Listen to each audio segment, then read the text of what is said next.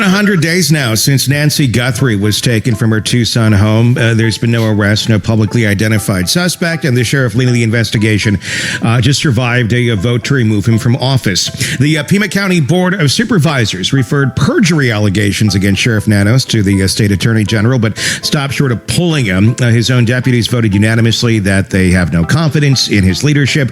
The recall effort is underway, but faces a very steep climb, over 122,000 signatures needed by July, and the family is reportedly frustrated as well, still without a private investigator, still relying on the same department that released the crime scene too early, routed DNA away from the FBI lab, and installed a homicide unit supervisor who had allegedly never worked a homicide. That's where we're beginning today. A grandmother vanishes in the middle of the night. No forced entry. No screaming heard by neighbors. No clear suspect. Just blood outside the home, a disabled camera, and a trail of questions that keeps getting darker the deeper investigators dig. But what if this case was never really about a random intruder? What if the real story started long before Nancy Guthrie disappeared? Because behind the headlines, investigators may be staring at something far more unsettling. A possible financial motive hidden beneath family tensions, property access, and quiet decisions made months before Nancy vanished without a trace. And once you connect the timeline, the entire case begins to feel different. Tonight, we're pulling apart the details investigators refuse to ignore. The money, the missing hours, the sealed 911 call, the unexplained DNA, and the disturbing possibility that whoever targeted Nancy may have known her life better than anyone realizes. Because some crimes are built on rage, others are built on opportunity, but the most dangerous ones, they're built on planning. According to reports tied to the investigation, financial tension may have existed shortly before Nancy disappeared. Sources connected to discussions surrounding the case claim Annie Guthrie allegedly asked Nancy for money not long before the disappearance. And Nancy reportedly said no. Now on its own, that doesn't prove anything. Families disagree about money every day, but detectives are trained to focus on one thing above all else: changes, arguments, pressure, any shift in relationships before a crime occurs. And suddenly, investigators weren't just looking at a missing woman anymore. They were looking at what surrounded her. Because Nancy Guthrie wasn't just vulnerable. She also reportedly owned valuable property in the Catalina foothills near Tucson. A home estimated to be worth close to $1 million. Quiet neighborhood, high-value real estate, and in investigations involving disappearances, property often changes the conversation fast. Then another discovery entered the timeline. A durable power of attorney document reportedly signed months earlier. According to reports, Tommaso Cian allegedly signed paperwork in May 2025 placing Annie in control over certain financial matters connected to Nancy. Again, none of this is illegal by itself. Power of attorney arrangements happen every day, but investigators don't examine events separately. They examine patterns. And when someone connected to financial authority later becomes linked to a disappearance investigation, every document suddenly matters. Then comes one of the most unsettling details of all. Nancy was reportedly living alone, an 84-year-old woman, medically dependent. Yet sources say there were no active overnight caregivers, no working exterior security system, no alarm system, no immediate medical alert protection.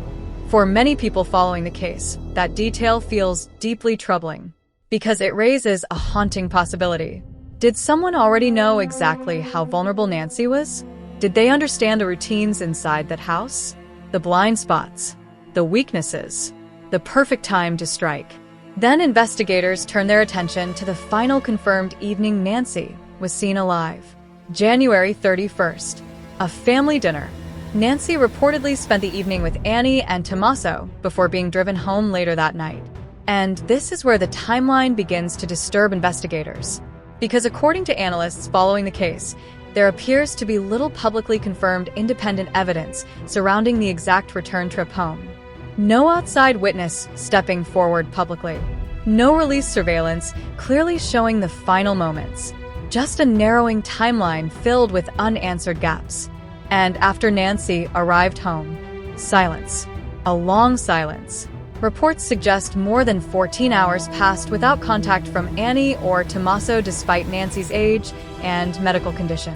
Now, maybe there's an innocent explanation. Investigators may eventually determine nothing unusual happened during that period.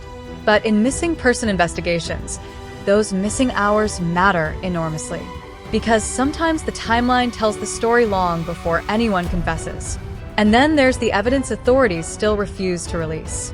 The 911 call, still sealed, still hidden from the public. And investigators rarely protect evidence that aggressively unless they believe it may become important later. Because 911 calls capture more than words. They capture stress, timing, behavior, emotion, sometimes even deception.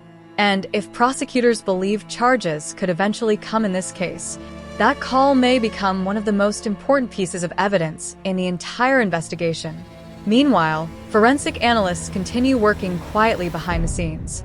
DNA evidence recovered from Nancy's home was reportedly entered into CODIS, the National Criminal DNA Database. But according to reports, no match came back. No violent offender. No known criminal. Nothing.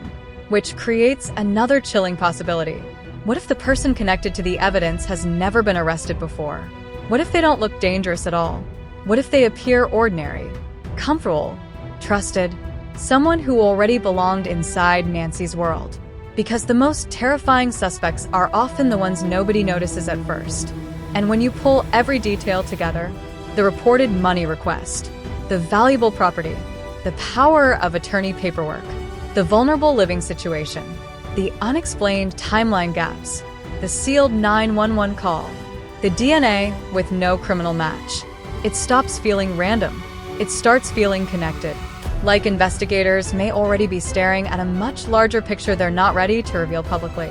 Now, to be absolutely clear, no one has been charged in connection with Nancy Guthrie's disappearance. And investigators have not publicly accused any family member of wrongdoing. But true crime cases are often solved when detectives stop asking who had access to the house and start asking who had something to gain. Because somewhere inside this timeline, inside the financial records, inside the missing hours, inside the evidence investigators continue analyzing behind closed doors, the truth may already exist. And when it finally surfaces, this case could change forever. If you've been following the Nancy Guthrie investigation, stay with this channel because every hidden clue, every timeline shift, and every unanswered question brings us closer to understanding what really happened that night. Stay aware, stay questioning, and I'll see you in the next one.